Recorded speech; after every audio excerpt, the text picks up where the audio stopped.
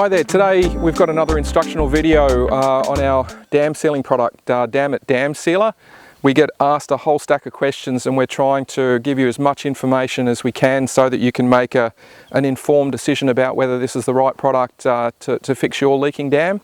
So we've got a rather large dam here you can see behind us that's been constructed looking at the natural lay of the land. This has actually been constructed in what's an old creek bed, so the deeper sections there have been excavated quite deep, and the owner has told us that during construction they actually unearthed some round pebbles, which is a telltale sign that they've actually gone too deep and gone into the original riverbank, and of course that means that there's more likely to be leakage through the base. So we're going to treat that today, but what we'll do today is we'll get rigged up, get into the dam, get messy, because it is a messy exercise. I make no bones about it. A lot of people complain about how slimy they get.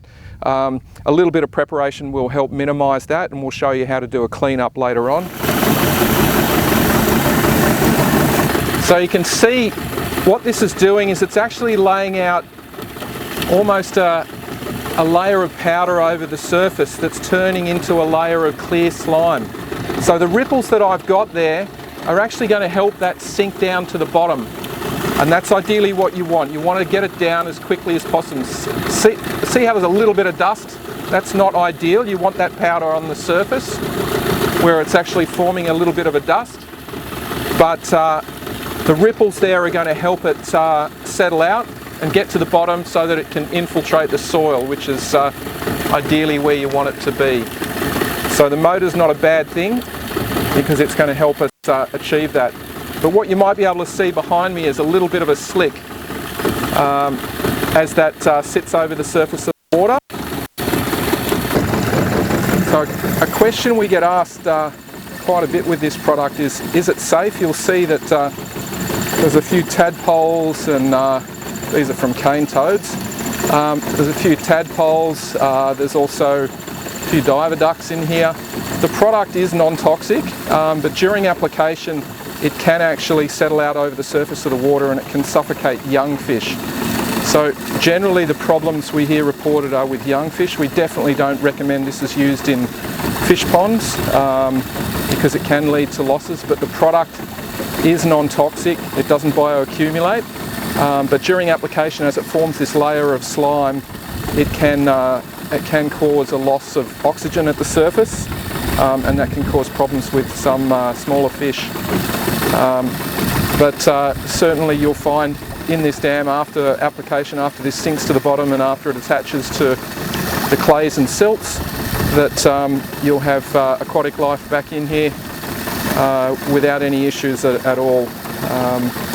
So we do recommend, if you do have a lot of fish, to maybe feed the fish on one side and treat one side and swap it over.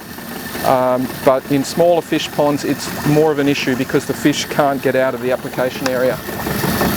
But this size dam is reasonable, and it gives everything a chance to move out of the way. And once this sinks, it'll stay attached to the bottom and it won't pose a risk.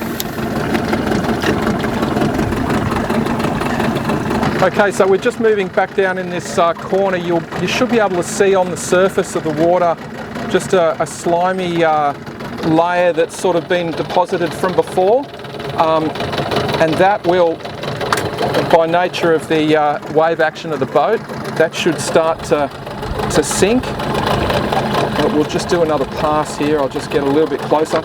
It's not necessary to get right up against the shoreline because most of the leaks are in the deeper areas.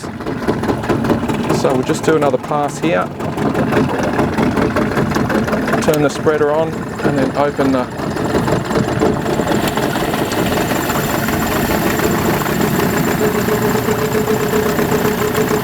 and it's a little bit of trial and error just to adjust to your speed and adjust the aperture. See, I can throw more on, but ideally you just want a nice fine even coverage. Just keep an eye on the hopper here and see how much product we've got.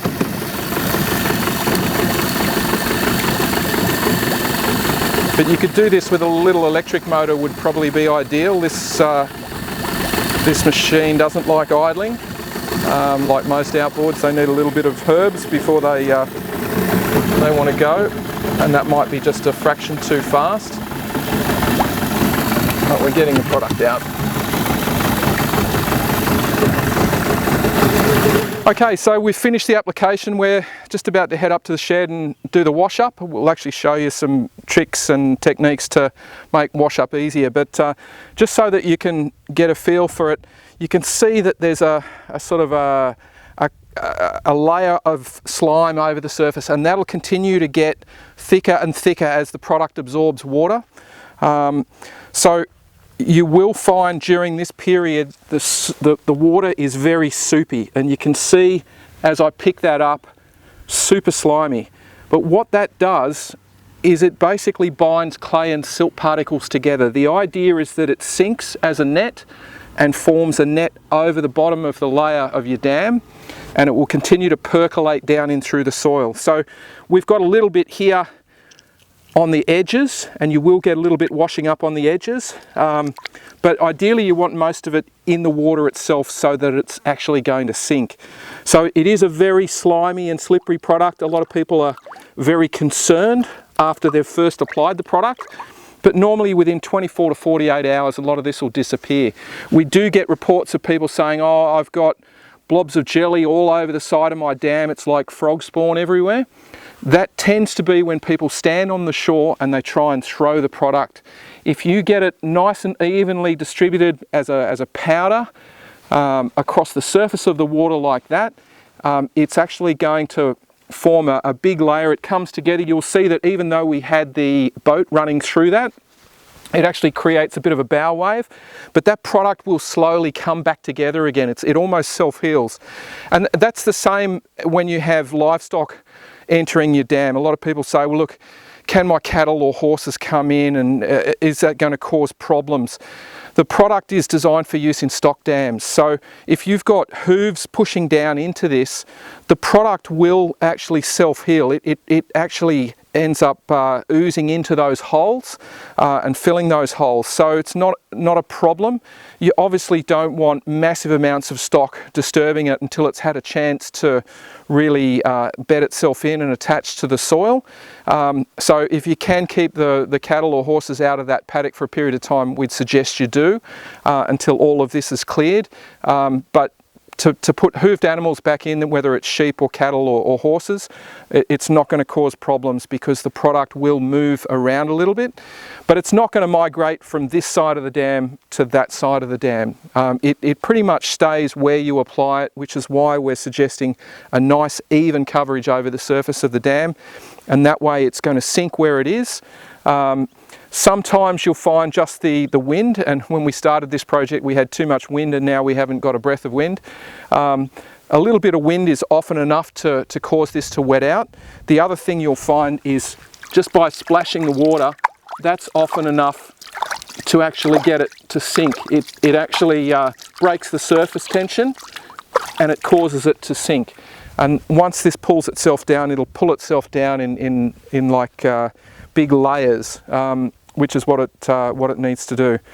So we thought we'd just interrupt that video quickly to give you an update. We've had an opportunity to get back to this dam that we did a couple of weeks ago.